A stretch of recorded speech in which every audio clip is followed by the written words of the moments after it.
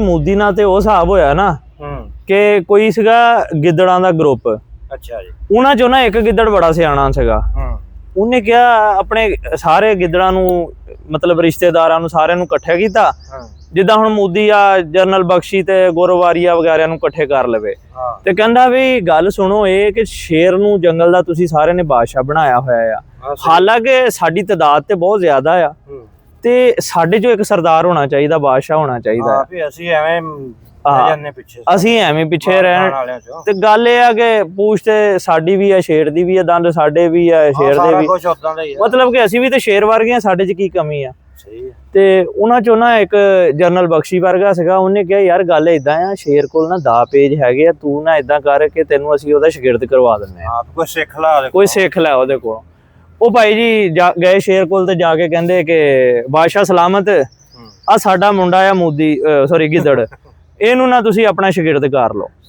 ਸ਼ੇਰ ਸਾਹਿਬ ਨੇ ਜਨਾਬ ਜੰਗਲ ਦਾ ਬਾਦਸ਼ਾਹ ਸੀ, ਉਹਨੇ ਕਿਹਾ ਮੈਂ ਜਦੋਂ ਸ਼ਿਕਾਰ ਕਰਨ ਨਿਕਲਾਂ ਨਾ ਤੇ ਮੇਰੇ ਨਾਲ ਤੂੰ ਚੱਲਣਾ। ਉਹ ਗਿੱਦੜ ਭਾਈ ਜੀ ਨਾਲ ਨਾਲ ਪਿੱਛੇ ਪਿੱਛੇ ਤੁਰ ਪਿਆ। ਅੱਗੇ ਦੇਖਿਆ ਨਾ ਤੇ ਅੱਗੇ ਇੱਕ ਹਿਰਨ ਜਾ ਰਹੀ ਆ। ਹੁਣ ਨਾ ਉੱਥੇ ਦਾ ਲਾ ਕੇ ਸ਼ੇਰ ਬੈਠ ਗਿਆ। ਸ਼ੇਰ ਬੈਠ ਗਿਆ ਤੇ ਗਿੱਦੜ ਨੂੰ ਕਹਿੰਦਾ ਤੂੰ ਨਾ ਮੇਰੀਆਂ ਅੱਖਾਂ ਵੱਲ ਦੇਖਣਾ ਆ, ਕਿ ਜਦੋਂ ਮੇਰੀਆਂ ਨਾ ਅੱਖਾਂ ਲਾਲ ਹੋ ਜਾਣ ਨਾ ਉਦੋਂ ਮੈਨੂੰ ਦੱਸਣਾ ਆ, ਤੇ ਪੂਛ ਮੇਰੀ ਜਦੋਂ ਐ ਖੜੀ ਹੋ ਜਾਵੇ ਤੇ ਕੰਨ ਖੜੇ ਹੋ ਜਾਣ। ਉਹਨੇ ਕਿਹਾ ਠੀਕ ਹੋ ਗਿਆ। ਹੁਣ ਨਾ ਹਿਰਨ ਆ ਰਿਹਾ, ਆਸਾ ਜਿਹਾ ਥੋੜੇ ਲਾਗੇ ਆਇਆ ਤੇ ਸ਼ੇਰ ਪੁੱਛਦਾ ਮੇਰੀਆਂ ਅੱਖਾਂ ਲਾਲ ਹੋਈਆਂ? ਉਹ ਕਹਿੰਦਾ ਜੀ ਥੋੜ੍ਹੀਆਂ ਹੋਈਆਂ। ਉਹ ਫਿਰ ਹੋਰ ਥੋੜੀ ਲਾਗੇ ਹੋਈ, ਕਹਿੰਦਾ ਇਹ ਦੱਸੋ ਮੇਰੀ ਪੂਛ ਤਾਂ ਹੋਈ ਆ? ਉਹਨੇ ਕਿਹਾ ਜੀ ਆਕੜੀ ਆ ਥੋੜੀ ਪੂਛ। ਥੋੜੀ ਹੋਰ ਲਾਗੇ ਹੋਈ, ਉਹਨੇ ਕਿਹਾ ਮੇਰੇ ਕੰਨ ਖੜੇ ਹੋਏ? ਉਹਨੇ ਕਿਹਾ ਜੀ ਥੋੜੇ ਜਿਹੇ ਹੋ ਗਏ ਖੜੇ। ਹਿਰਨ ਜਦੋਂ ਬਿਲਕੁਲ ਲਾਗੇ ਆ ਗਿਆ ਨਾ, ਕਹਿੰਦਾ ਹੁਣ ਮੇਰੀਆਂ ਅੱਖਾਂ ਵੱਲ ਧਿਆਨ ਕਰ। ਉਹਨੇ ਕਿਹਾ ਜੀ ਬਾਦਸ਼ਾਹ ਸਲਾਮਤ ਫੁੱਲ ਲਾਲ ਹੋ ਗਈਆਂ। ਉਹਨੇ ਮਾਰਿਆ ਪੰਜਾ, ਹਿਰਨ ਦੱਬ ਲਿਆ। ਤੇ ਹਿਰਨ ਹਾਲੇ ਦੱਬਿਆ ਹੀ ਸੀਗਾ ਤੇ ਜਿਹੜਾ ਸੀਗਾ ਗਿੱਦੜ ਉਹ ਮੋਦੀ, ਉਹ ਭਾਈ ਭੱਜ ਗਿਆ ਆਪਣੇ ਖਾਨਦਾਨ ਦੇ ਕੋਲ। ਜਾ ਕੇ ਆਪਣੇ ਖਾਨਦਾਨ ਨੂੰ ਕਹਿੰਦਾ ਲਓ ਜੀ ਇਹ ਕਿਹੜਾ ਵੱਡਾ ਦਾ ਸੀਗਾ, ਮੈਨੂੰ ਤਾਂ ਸਾਰਾ ਕੁਝ ਪਤਾ ਚੱਲ ਗਿਆ, ਇਹ ਕੰਮ ਹੀ ਸੌਖਾ ਆ ਤੇ ਮੈਨੂੰ ਹੁਣ ਬਾਦਸ਼ਾਹ ਬਣਾ ਦਿਓ ਤੇ ਮੈਂ ਸ਼ਿਕਾਰ ਕੱਲਾ ਕਰ ਸਕਦਾ ਆ। ਹਾਂ ਬਹਿ ਕੇ ਖਾਓ, ਤੁਸੀਂ ਐਵੇਂ ਇਕੱਲੇ ਤੁਰੇ ਫਿਰਦੇ ਰਹਿੰਦੇ ਆ, ਬਚਿਆ ਖੁਚਿਆ ਸ਼ੇਰ ਦਾ ਖਾਂਦੇ ਰਹਿੰਦੇ ਆ। ਤੇ ਹੁਣ ਮੈਂ ਬਾਦਸ਼ਾਹ ਬਣਾਂਗਾ, ਹੁਣ ਰੱਜ ਰੱਜ ਖਾਓ, ਮੈਂ ਸਾਰਿਆਂ ਨੂੰ ਦਾ ਪੇਜ ਸਿਖਾਵਾਂਗਾ। ਤੁਸੀਂ ਸਾਰੇ 2-3 ਜਣੇ ਆਪਣੇ ਇਤਮਾਦ ਦੇ, ਜਿੱਦਾਂ ਜਨਰਲ ਬਖਸ਼ੀ ਤੇ ਗੋਰਵਾਰੀਆ ਵਗੈਰਾ ਨੂੰ ਦੋਨਾਂ ਨੂੰ ਲੈ ਗਿਆ।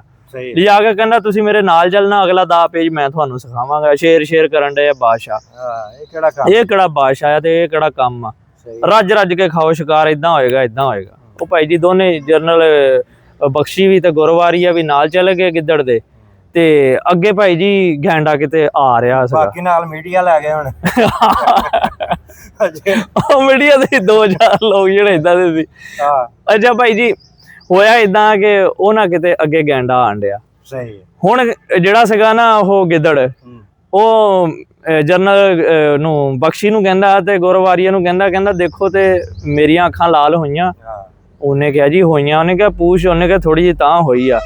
ਉਹਨੇ ਕਿਹਾ ਕੰਨ? ਉਹਨੇ ਕਿਹਾ ਖੜੇ ਹੋਏ ਆ। ਉਹਨੇ ਸਬਰ ਨਹੀਂ ਕੀਤਾ, ਉਹਨੇ ਜਿਉਂ ਝਪੱਟਾ ਮਾਰਿਆ, ਉਹ ਗੈਂਡੇ ਦੇ ਅੱਗੇ ਤੁਹਾਨੂੰ ਪਤਾ ਸਿੰਘ ਜਿਹਾ ਲੱਗਾ ਹੁੰਦਾ, ਉਹਨੇ ਕਿਸੇ ਗਲਤ ਜਗ੍ਹਾ ਤੇ ਮਾਰਿਆ ਤੇ ਭਾਈ ਜੀ ਉਹਦਾ ਢਿੱਡ ਪਾੜ ਦਿੱਤਾ। ਉਹ ਢਿੱਡ ਪੜਵਾ ਕੇ ਜਦੋਂ ਵਾਪਸ ਆਇਆ ਆਪਣੇ ਖਾਨਦਾਨ ਦੇ ਵਿੱਚ ਤਾਂ ਉਹਨਾਂ ਨੇ ਕਿਹਾ ਕੀ ਹੋਇਆ, ਤੂੰ ਤੇ ਬਾਦਸ਼ਾਹ ਸਲਾਮਤ ਬਣਨ ਜਾ ਰਿਹਾ ਸੀਗਾ।